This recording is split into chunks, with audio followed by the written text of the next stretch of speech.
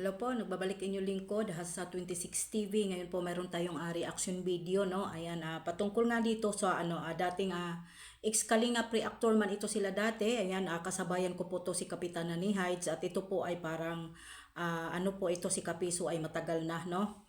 At syempre magbigay lang po ako ng opinion at hindi po ako mangangaway, no. At syempre po pwede tayong magsalita ng walang balahura. Depende po 'yun sa mga tao na pumapasok sa mga live stream na hindi naman po maganda. Alangan naman po matutuwa ka na binabalahura at nagko-comment na po na hindi maganda sa iyo. Ayan, bago tayo magsimula sa mapagpalang araw po sa ating lahat.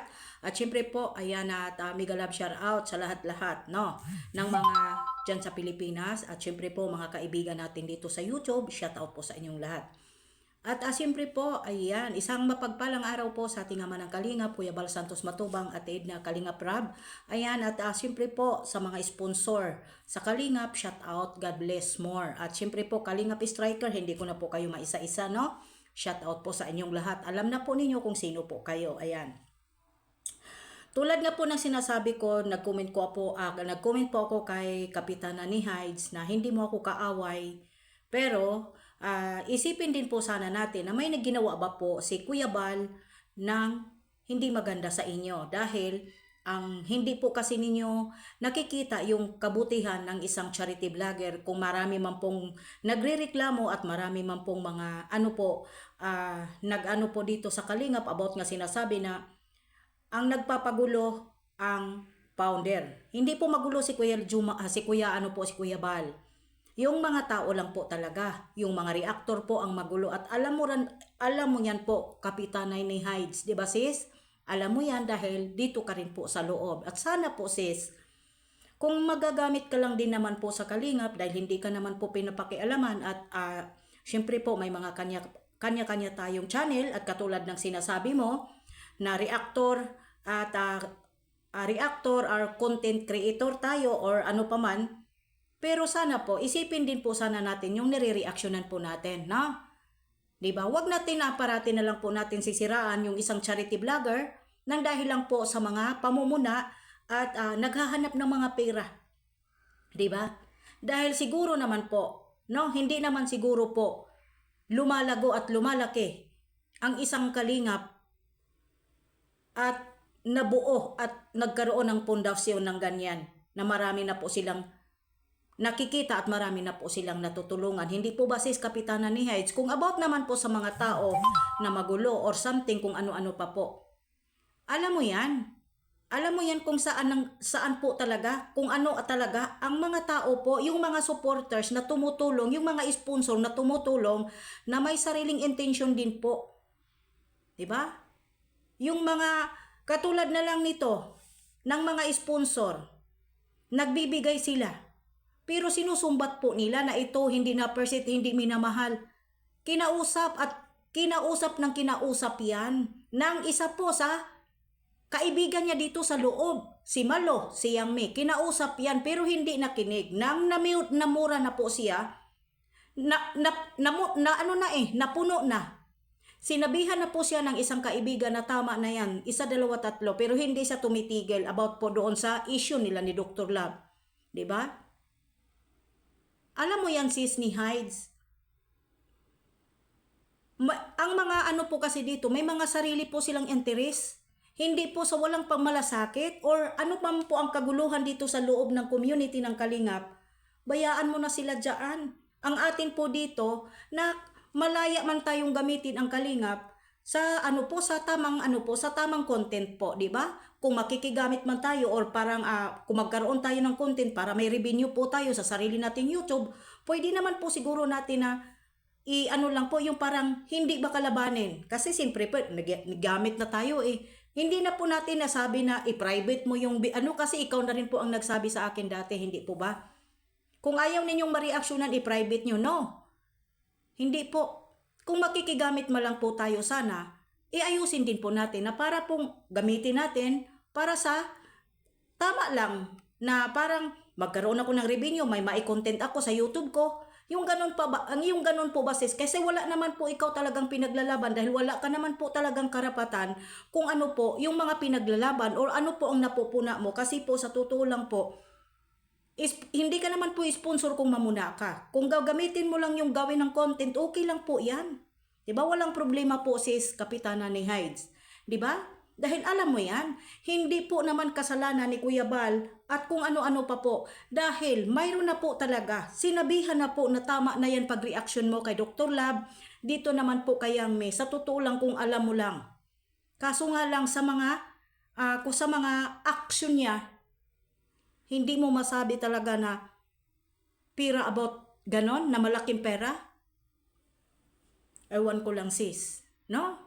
Kung gamitin lang naman natin sa pangsarili nating interes, magkaroon man lang po tayo ng content at i-upload natin sa ating mga YouTube channel in the good way. Diba? At isa pa rin po, ikaw Kapiso. Ito din po sa akin. Ano po ba ang problema at kasalanan?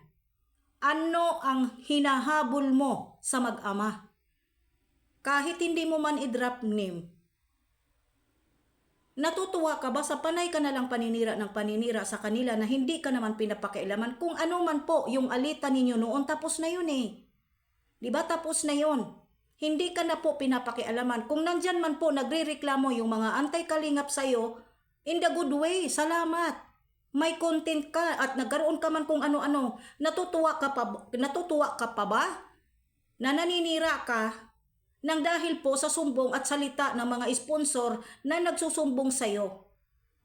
Kung sakali po sa pamilya mo gagawin yan, ano po ba ang mararamdaman mo, Kapeso? Galing ka sa loob, umusad at nagkaroon ka ng ari-arian at nakapundar ka nang dahil din po sa kalingap.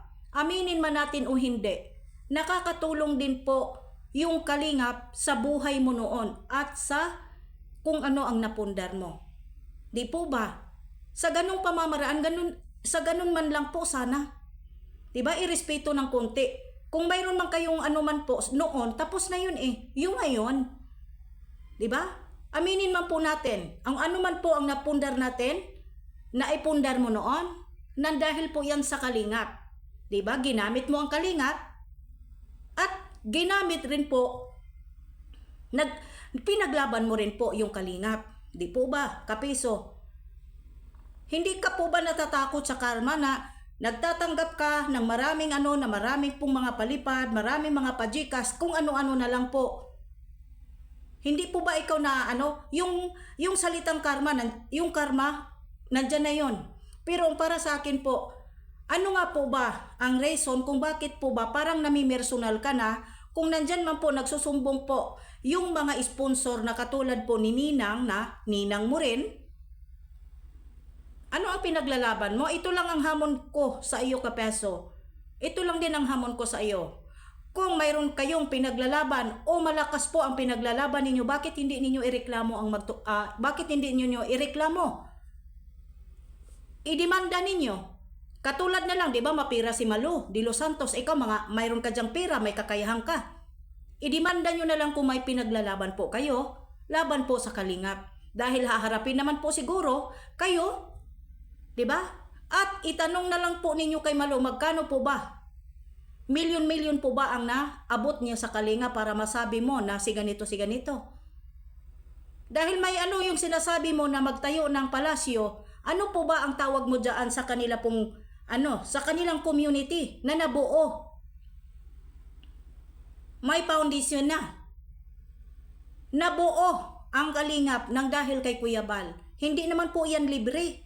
Pinaghihirapan din po yan ni Kuya Bal. Alam mo yan. Diba? Nagkakaroon ka rin po ng ari-arian ng dahil po sa kalingap. At syempre po, ng dahil din po sa'yo,